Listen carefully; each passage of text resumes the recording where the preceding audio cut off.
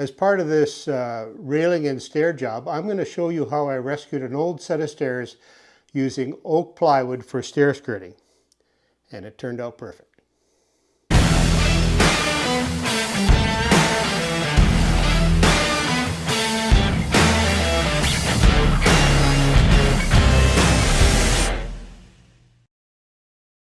All right, so when this set of stairs, the original material was taken off the stair stringers, it was an oak hardwood that was glued onto the stair stringers and the risers and the treads. It kind of left a mess of the spruce fir stair stringer. And so what we did is we installed an oak stair skirting on each side of these stairs, and we had to sand them flush because this is solid oak and the capping here is solid oak, and we had to sand them flush and get a perfect finish on the stair skirting. So there was those pair of stair skirtings, and the customer also wanted this set of stairs to match. And this set of stairs actually didn't have any stringers showing at all. The risers and treads ran right to the drywall. So these two stringers are slightly different, or skirtings are a slightly different application. And I'm going to show you my cards right off the bat here. The secret is making a template out of some scrap chipboard or plywood and then adjusting your cuts, and you can get a perfect finish with stair skirting made of plywood with a little oak edging on it. Here I'm preparing some of the stair skirting in the shop. One pair of skirtings needed oak edging and the other not. I'm simply attaching 5/16 solid oak onto 3/4 plywood with glue and clamps. If you want more information on this process, check out my video on edging plywood. I watched a number of YouTube videos to prepare for this job and found that most of them lacked detail and made the process sound a little too easy. If you're a finishing carpenter, you'll know that most jobs are never simple. Sure enough, this one wasn't. So this will be a more comprehensive video on stair skirting, featuring a couple of different options for marking and cutting the skirting.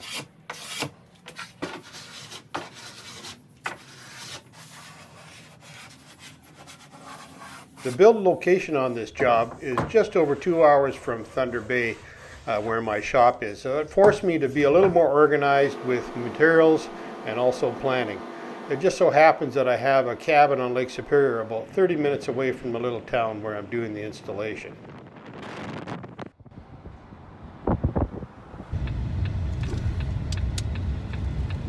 Yeah, we're working in Scriber this week, also known as Scriberia, because it's about the northernmost portion of Lake Superior in northern Ontario here. Pretty cold in the winter. These old stairs were quite solid, but crudely built with construction grade lumber. Pretty much every tread and riser was slightly different in dimensions and often plumb and level. Here I've got my first template made from 1/4 inch OSB set along the rake of the stairs. So now that I've got my template marked out with using a square to draw the plumb cuts or the cuts in line with the riser, and a Fastcap scribe for the treads, I'm going to cut this template out and just see if it's going to fit before I cut the finished oak. You can see I'm set up in the driveway here with my MFT table and clamps. I pretty much take them to every job site. They're really handy for this kind of work. I've got the template cut and placed. You're going to see a mistake coming up here shortly. I'm going to talk about this a bit later in the video, but all the more reason to use a template for this skirting job.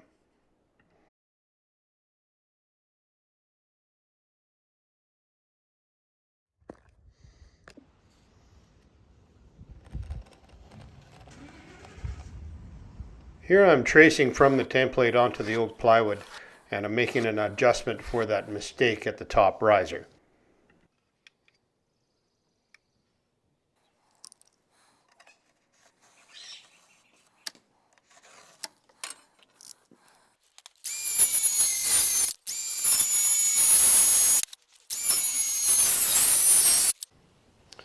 Just to show you the advantage of scoring that plywood, this is the unscored or waste side here. This is the finished side here. What a difference that makes.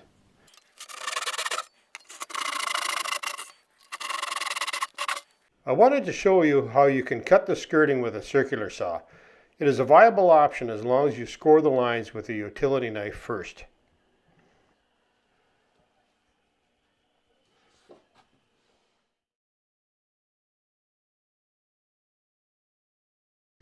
So what I've done here, I've started by cutting a strip of 3/4 oak plywood that is going to be my skirting when I'm all done.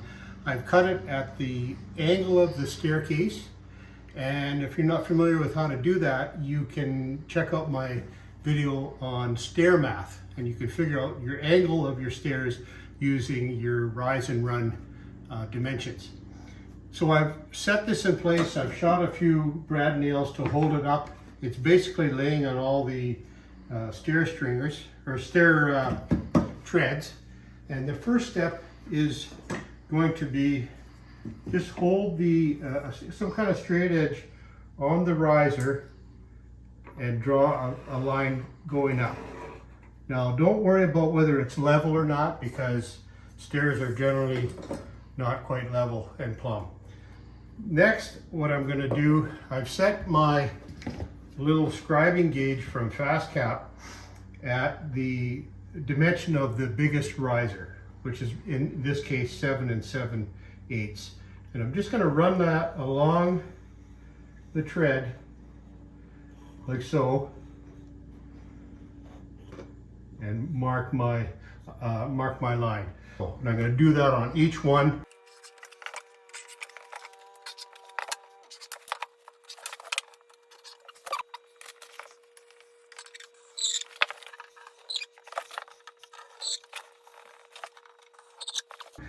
Then I'm going to cut it out and it should fit perfect.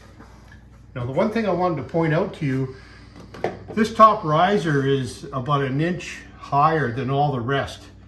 Don't make the mistake like I did the first time I did this of using that dimension for your scribe. You're still going to use the same 7 7/8 as in this case scribing setting, because you have to remember this is going to drop down all the same once you get those cuts made out.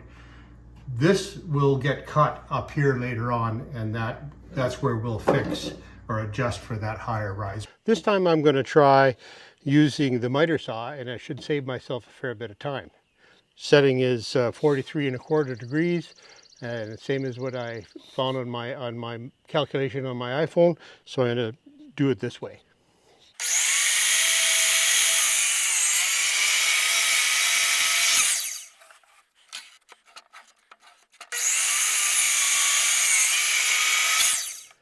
So now I've cut all my risers, and I'm going to switch the saw over to 47 degrees because it's 90 degrees from 43 where we started, and cut my treads.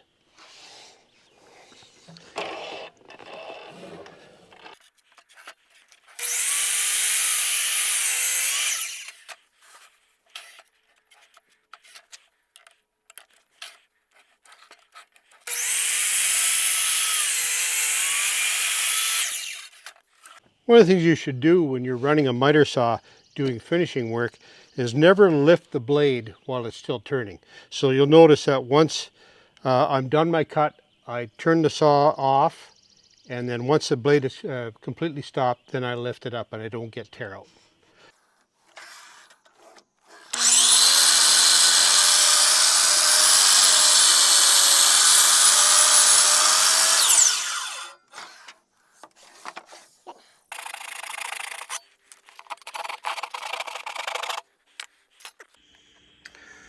No, I've just cut this skirting on the mitre saw.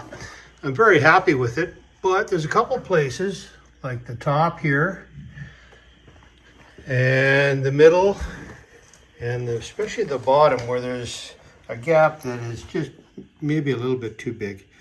I think it's because these stairs are so kind of inconsistent between each step Both the treads are different widths and the risers are different heights. There's quite a variance.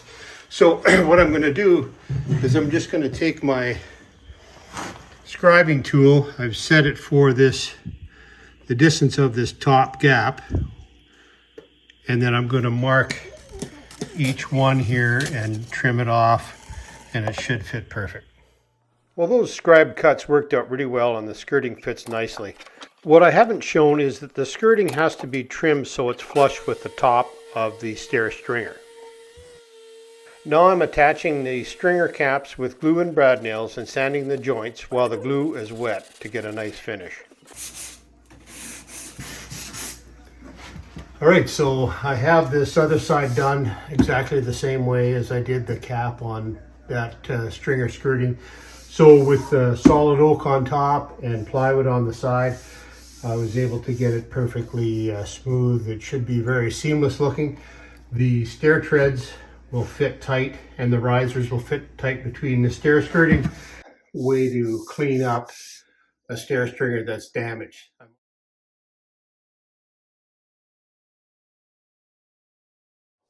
All right, we're going to do an actual template using a piece of chipboard because this riser here where I have my level is the only one that's plumb. So we're just going to try this on the chipboard template and see if we follow the angle of the riser exactly. We'll see how this works out.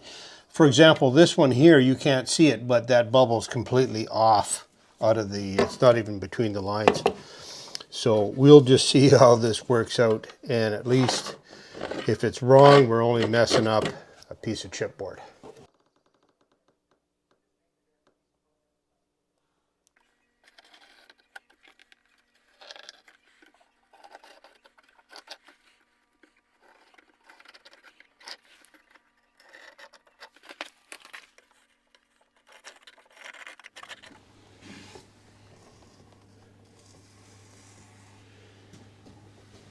Now this is just fitting perfect right up to the top two risers, and I think that's because they're the only two that are plumb. So the rest are sloping, so we just have to make a little note on these when we cut our finished skirting where that cut needs to be. Overall, I think this skirting project went really well. I'd say if I did it again, I'd stick with the OSB template and miter saw the cuts on both the template and the finished skirting.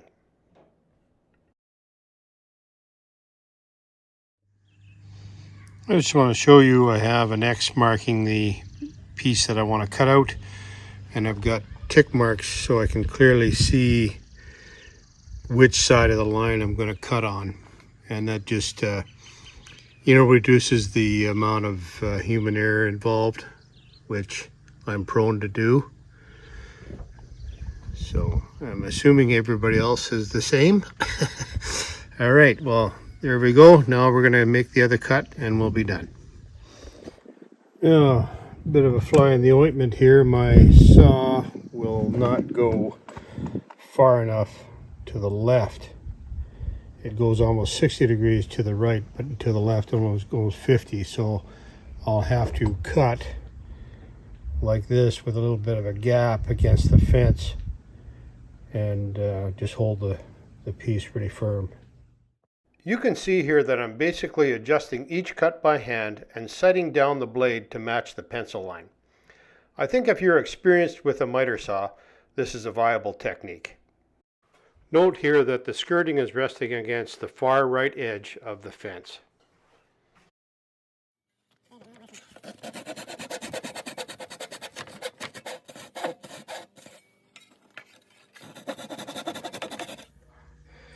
Alright, so here's the finished oak skirting, and it fits really good all the way up the stairs. And you can see where I put a little bit of 5/16 edging on off camera, just with some pin nails and glue, and it looks pretty good. All right, if you look over here on this side, I've got that same OSB template with the same little anomalies here at the top that I've marked. The rest of the skirting fits real good. So we'll just cut that right now on the miter saw and check it out in the oak. Just a little word on this best fence system from Fastcap. This allows me to do my finishing work precisely and set up my saw like it is a shop saw, you know, in a 100% secure system. You see I have these little hand legs that support the heavier materials like railings and so on, and this really works good. And I can collapse it in 5 minutes, put it back in its carrying case, and take it out the next day without much hassle. All right, so this stair skirting looks really good, fits really nice. I'm just going to make a plumb cut here, even with the other side, and it's fitting really good all the way up. And I'm just going to cut it off on a horizontal up here to match the other one and put some edging on, and I'll be able to stain and secure this skirting. I've got all the skirting installed, and I've got all the risers in place except for the last one here. This is just a dry fit process, but I'm going to show you how I use the Collins stair jig for risers. I've got it tight on the right side here. The blade is tight against the skirting, and over on the left here you can see a little bit of a gap. Now what I'm going to do is I'm just going to use a nail set, slide it in one of these holes, and pride it against my stick. I don't know if you can see that, like so, and then I'll just tighten up these two wing nuts here, and that'll give me a very accurate template for my riser.